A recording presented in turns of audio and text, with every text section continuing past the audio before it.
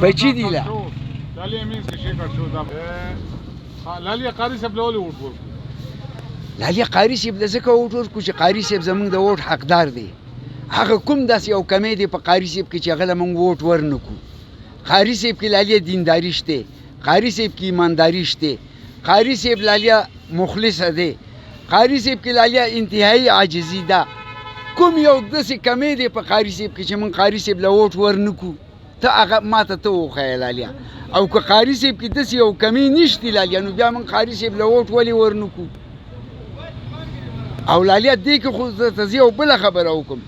په ووټ کې خو موږ په قاري صاحب ملازه خېجه وم نه دا خو د جمعیت ووټ دی او قاري صاحب د جمعیت ډاکي دی دا زموږ ووټ په بذریعه قاري صاحب جمعیت ته رسي نو دې کې موږ په قاري صاحب څه ملازه وخېجو لالیا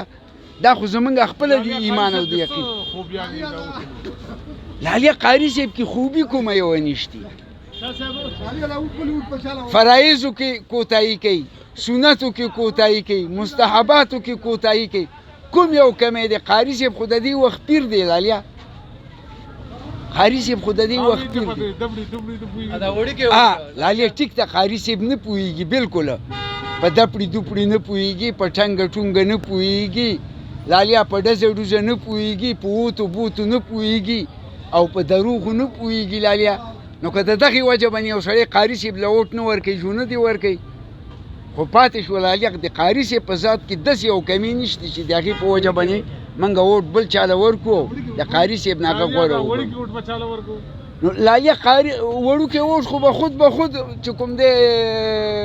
نوابزاده له ورکوو لالیا چې هغه موږ پسې راغې نو چې اوس هغه موږ پسې راغې نو ووټ په اوس خامخا هغه له ورکوو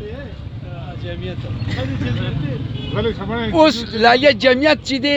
نو د خان باره کې څه خبر دی یوتیانو باره کې تاسو خیال لالیا د عمران خان باره کې زما دا خیال دی چې عمران خان که جمعیت ته راځي نو دته بالکل د جمعیت دروازې کولاو دي اوري او خو که دی په خپلې دروازه باندې جمعیت نه نباسي لالیا نو سیري به شي جمعیت په د ده په دروازه لاړ نه شي دعوت ورکړه چې ته راځه بالکل لالیا زه عمران خان له دعوت ورکوم چې دته د جمعیت دروازې کولاو دي او د ده خپله پالټي څه پالټي نه ده دې وجې نه زه درته وایم چې جمعیت ته دې راشي او د خپل ووټ ته نه ضایع کوي د خپل ووټ ته جمعیت له ورکړي ووټ په یې په ځای ولګي د عمران خان نو خو زه وایم دغه ووټونه د ټول جمعیت له ورکړي چې دا ووټونه په ځای شي که نه دا بې ځایه خرابوي خدای دې سم کا د ګډا باره کې دې څه خیال دی په دې علاقه کې ګډا د چا کار و لالیا په دې علاقه کې د دې نه مخکې خو لالیا چا ګډا نه وه کړې خو کله چې تحریک انصاف راووت لالیا نو په سیاسي جلسو کې مې ګډا ولیده اورې د دې نه مخکې ما چېرته ګډا نه وه لیدلې لالیا ګوره نشنلیان چې دي که نه هغه ډمان نه دي هغې کې به زه تا په یو خبره پوه کړم لالیا عوامي نیشنل پارټي چې ده هغه که ګډېږي نو هغو سره دوه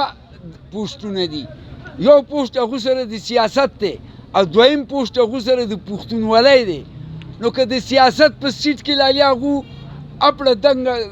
دپړه دوپړه نه کوي خو د پښتو دا لیول داسې دی لالیا چې په دې کې ډنګه ډونګه شته اورې نو هغو له ښایي که نشنلیان ډنګه ډونګه کوي لیکن لالیا دو خو په سیاست کې دننه غوبل جوړ کړ سیاست یې رانه خطا کړ اوس نه پېژنو چې سیاست ته ګډا ووایو که ګډا ته سیاست ووایو او لالیا اوس دغې باندې نه پوهېږو دا یو نشان ګډه راغلی لالیا ای لالیا نشان د چا ګډه دی او که ګډ دی